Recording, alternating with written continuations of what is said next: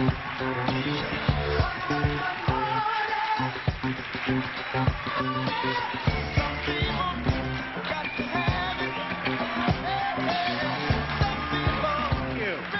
what a nice group. Beautiful. Thank you very much. Great to be here. You're hired. It's like, these are my people. This is beautiful. Thank you, darling. Let me begin by thanking CPAC for the opportunity to address so many of you today. It's a wonderful forum and an honor to be here. Thank you very much.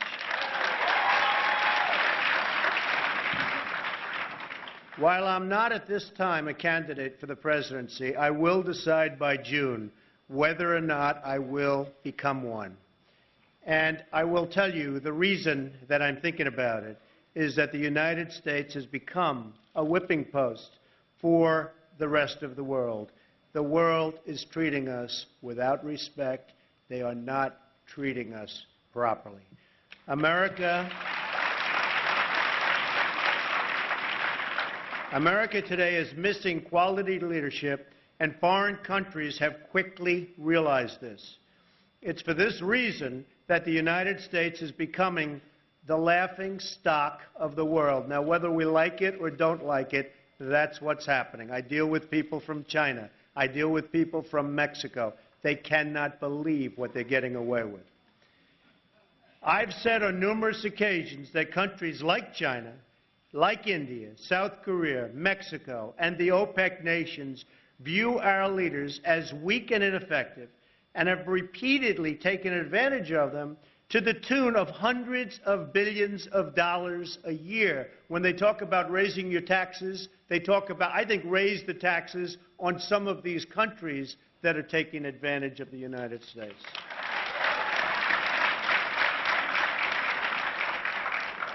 Over the years, I participated in many battles and have really almost come out very, very victorious every single time. I've beaten many people and companies, and I've won many wars.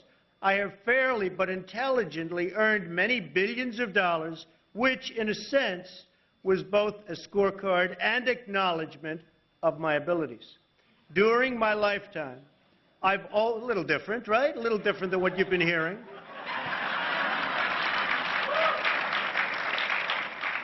During my lifetime, I've always been told that a person of great accomplishment and achievement cannot become a politician or run for political office because there are too many enemies, both very smart and not so smart, strewn along this highway to success. People who have been in wars, and this is war. Life is pleasant, but it can be war. People who have been in wars, even the most successful of them, leave themselves open to great criticism from the many that they have beaten and those that have watched the battles. The fact is, this theory of a very successful person running for office is rarely tested because most successful people don't want to be scrutinized or abused, and that's what happens. If you see it, that's what happens. And this is why we don't have the kind of people that we should have running for office. Unfortunately, however, this is the kind of person that the country needs, and they need it now. We don't have time to wait 25 years and get the right. This country is in serious trouble. We need it now. Our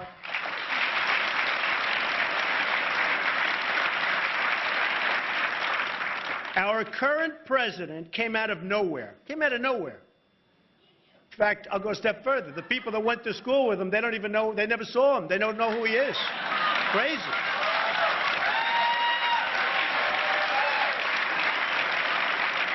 With no track record, and I will tell you, he's got nothing to criticize. You have no record, can't be criticized. Wonderful guy, he's a nice man, but there was no record, nothing to criticize. He didn't go in wars, he didn't go in battles, he didn't beat this one, that one, have enemies all over the place. Nobody knew who the hell he was. He's now our president. He's our president.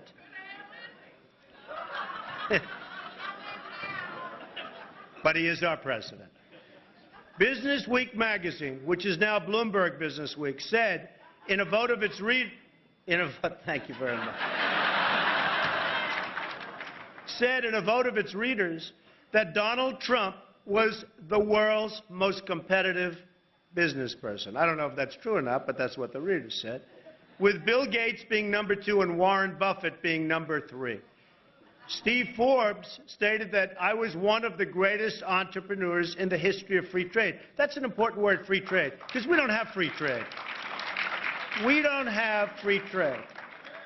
We don't have fair trade, and I'm a fair trade believer. I love open markets, but not when China's manipulating their currency, not when all of these other factors are taking place.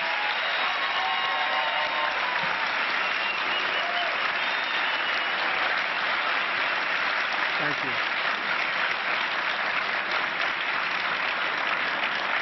And I can tell you, I'm a big buyer of products. I build buildings and other things. And so many of those products, unfortunately, come from China and other countries. But China, we are rebuilding China. We're rebuilding China. You go to China right now, they're building the biggest airports in the world, the greatest airports, the best everything. And they're doing it because we buy so much of their product. And the reason we buy their product is because their currency is so low, and they have it artificially so low, that it makes it almost impossible for our companies to compete. Now, I'll tell you the one thing that's very important. Our companies make a better product. That's very important to know. We make a better product.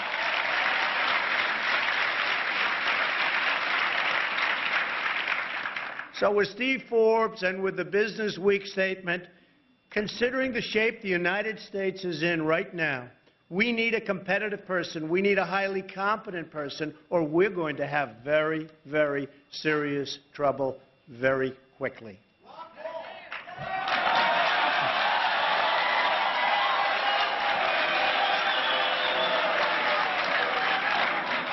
I've said on numerous occasions that we should watch China and OPEC because, by the way, worse than China, worse than everyone, OPEC.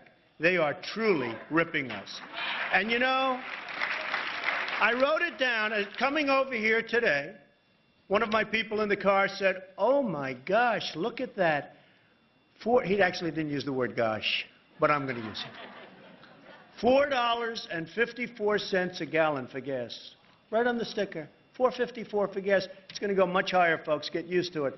Because we have nobody that calls up OPEC, and they're only there because of us. We protect them. We have nobody that calls up OPEC and say, that price better get lower, and it better get lower fast. We have nobody that does that. They have a free rein. They have a free rein, and it's amazing. You know, the other day there was a small leak in the Alaska pipeline. I said, watch.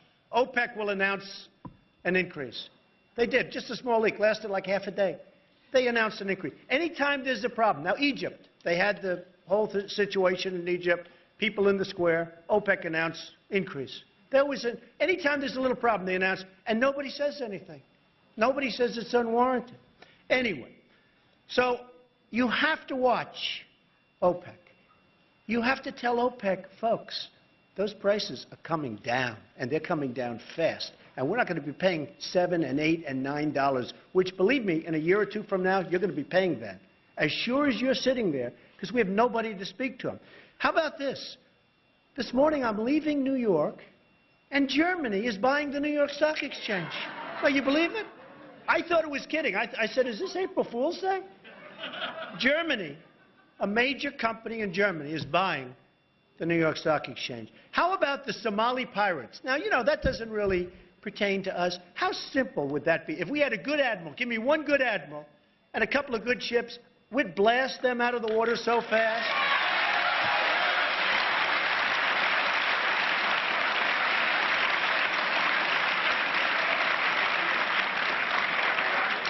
So I have a reputation for telling it like it is. I'm known for my candor. I've had a lot of great victories, and I may be willing to put that to work. I mean, I wish that, frankly, I wish there was a candidate that I saw that would be fantastic, because I love what I'm doing. In fact, I have a great club that's 15 minutes away. By the way, Ron Paul cannot get elected, I'm sorry to tell you.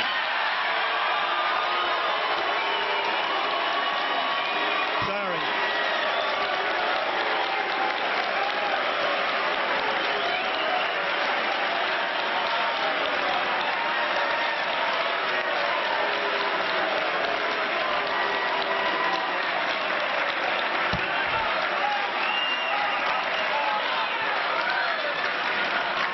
And you know what else? I like Ron Paul. I think he's a good guy. But honestly, he has just zero chance of getting elected. You have to win an election.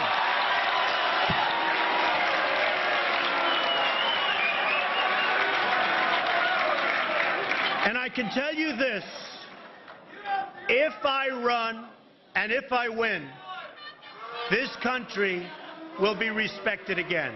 This country will be respected again. I can tell you that.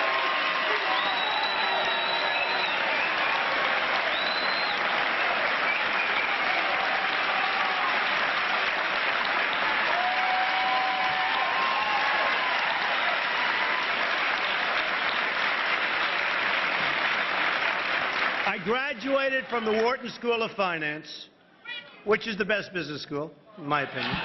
But I graduated from the Wharton School of Finance as well as military school.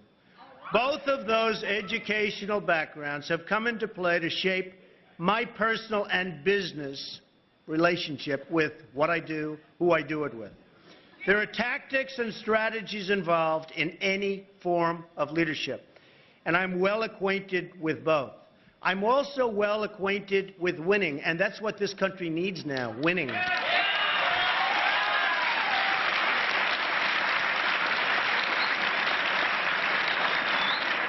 Just very briefly, I'm pro-life.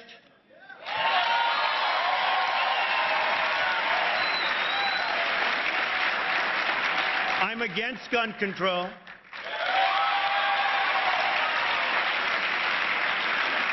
I agree with your previous speaker. And I will fight to end Obamacare and replace it.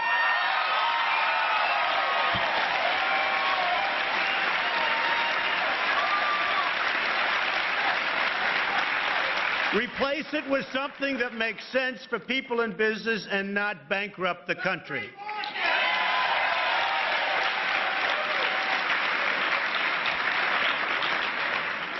If I decide to run, I will not be raising taxes.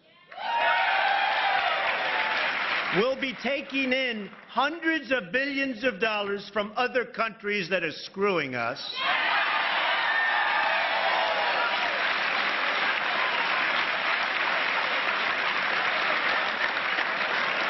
We'll be creating vast numbers of productive jobs. And thank you very much. And we'll rebuild our country so that we can be proud. Our country will be great again. Thank you very much. It's an honor. Thank you. Thank you.